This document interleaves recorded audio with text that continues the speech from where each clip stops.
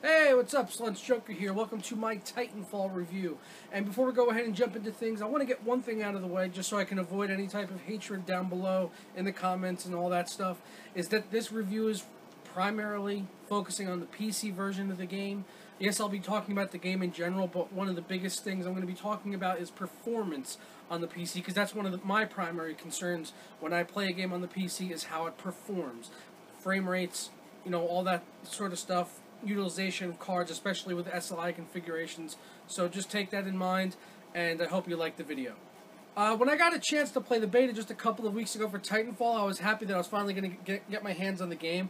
I wasn't really too sure what to expect. I mean, I kind of expected Call of Duty with robots, and to some respect, that's really what it is, to be honest. Let's just, people say, no, it's not like Call of Duty at all. It's like Call of Duty, okay? The pacing of the game, the way you move around the map. Yes, you can do jetpack double jumps, and you can do wall runs and all that stuff. That's really cool. It's great for it's great for the flow of the map.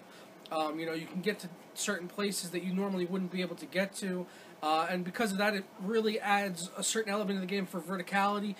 You got to keep your eyes on all directions, and even when you're a Titan and you're not a pilot, you're going around the Titan, you are not safe. Because they have done an incredible job of balancing the game between pilot and Titan combat, which really, which is really a monumental task when you think about it, because having these big, gigantic robots and these little tiny pilots, I mean, you would think that the Titans are just going to rule the map, and but it's not. It's really, really well balanced. Never at any point in time in the game have I felt like I was underpowered or overpowered. As a pilot, I felt like I was, I felt like I could take on the world. I felt like I could run around and I can outshoot all of the other pilots on the ground. I felt like I could take on a Titan with my rocket launcher, or I can, rodeo jump on top of them and destroy them that way. You can cause a lot of havoc. It doesn't matter if you're a pilot or a Titan. At any point in time, you never feel like you're at some kind of disadvantage just because you're one way or the other. Now, obviously, most of you should know this by now. The game does not have a single-player campaign of any kind whatsoever. It is straight multiplayer. They did try to include some type of campaign mode, but it's really just sort of multiplayer with like a 10-second cutscene at the beginning. It's something similar to sort of like, maybe you've played Killzone 3. There was a mode in that had little cutscenes of like you coming in on a dropship and things like that. It's pretty meaningless. They try to give the game some sort of backstory, but it really doesn't mean anything at all. You really just want to get into the combat, and after playing the campaign for a few hours, it just sort of felt like I was being forced into certain modes and that I didn't really want to play, because I'm not really traditionally a TDM player. I like to play modes with objectives, and I just felt that was better on the classic mode. That's what they have. They basically have campaign, which is, these little cutscenes, and it's all forced through, the mode that you're playing is forced. But when you play classic, you can choose between like TDM, capture the flag, hardpoint, which is sort of like domination from Call of Duty or domination from Battlefield. There's about 6 or 7 different modes, I believe. 14 maps. There are more maps going to be coming in the future. That was one thing I was happy to get, the season pass. Fairly cheap, using a VPN through Origin Mexico. Don't tell anyone. But yeah, get a VPN. You can get shit a lot cheaper on Origin Mexico. But now to the PC performance, which really is my major gripe with the game. The textures in the game are really, really bad. They're really bad. They're not... The engine is old. It's the old Source engine. This is like Half-Life 2 engine here, okay? Which, you would think going like, oh, this is going to be great, it's going to run perfect. But this game is using a fuck ton of video memory. I'm running two 780s here. And to get that out of the way, the game right now does not support SLI. There's an SLI profile in there from NVIDIA, but I don't know what the fuck it's doing. You can force it to SLI with alternate frame rendering 2. If you're an SLI user, you probably know what I'm talking about here. If not, you probably are like, what the fuck is that? But it's just a different way of rendering the SLI other than what NVIDIA usually recommends. You can force it to utilize SLI like that, and when you do, it does split the performance for the game, so it'll be using like 50% of each card. But when you do this, the game stutters really, really bad because it doesn't support SLI at all right now. So they're going to have to come out with an update for the game or an updated SLI profile from NVIDIA, because right now, as it currently stands, it's really, really bad for SLI. I'm lucky that I have 780s because I can play it on a single 780 pretty well. I actually had to turn down the textures from the insane setting down to very high, because running it on insane was using over 3 gigabytes of video memory.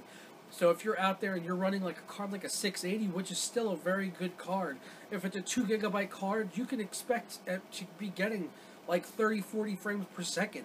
And, you know, they're selling this game out there, and for PC, they're telling everyone it's very easy to run. And it is for the most part. I mean, everyone can probably run this game. You know, if you can run like Call of Duty, you can probably run this game.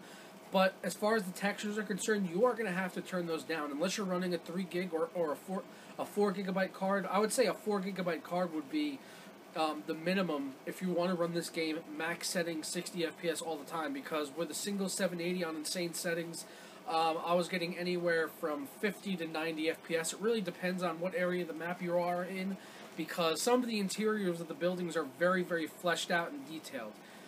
Now, that's not to say that the textures are very good, but the detail is excellent. There's a lot of detail inside the buildings, outside the buildings, all around the map, with decorations and things like that. So I think that's where a lot of the video memory is going to. The poly count on the game is very, very high, despite the texture resolution really not being that great.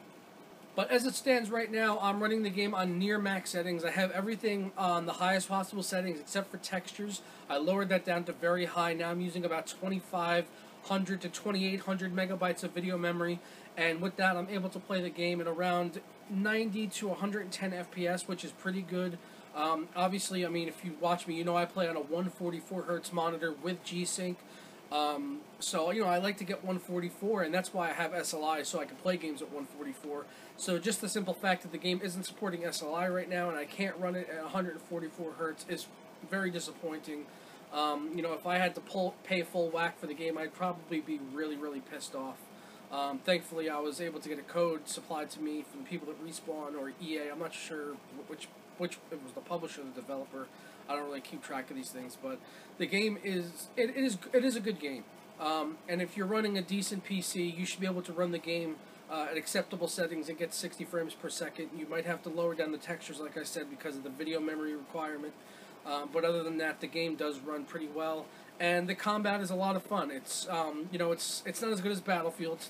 Battlefield is still going to be my go-to game, but I could see myself maybe playing this game for maybe, you know, 50 to 100 hours, maybe somewhere in there, and then moving on. I don't see myself playing this game for the next year or two. That's probably very, very unlikely. I'll probably play it for a month or two tops, and maybe if I have a friend who says, hey, you want to play some Titanfall, I might jump back in. But it's really not going to, I don't think it's going to have that longevity for me personally. But that's just how I am. I kind of bounce around from game to game to game. Besides Battlefield. Battlefield's the only game that I play on a consistent basis. But you know, this game is, you know, it's just going to be very short-lived for me. I'm not going to play it much, you know, beyond maybe this first month of it coming out. So, you know, take that into account. If you're like that, I don't know.